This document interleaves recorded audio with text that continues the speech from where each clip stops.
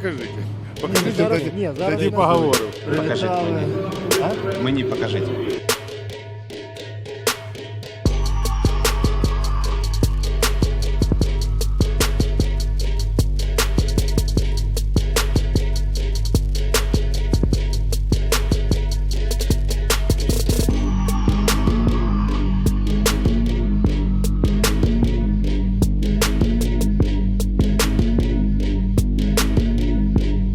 Залежно від того, який літак, це коштує від 1,5 до 3 тисяч євро за годину.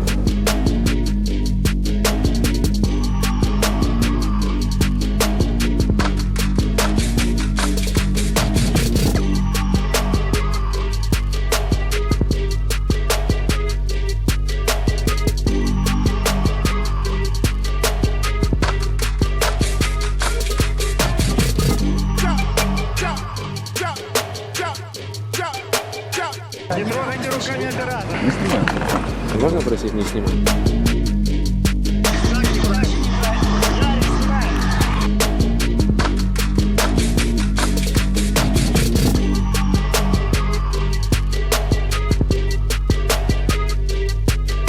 Ви, по-моєму, наш кіноскутер.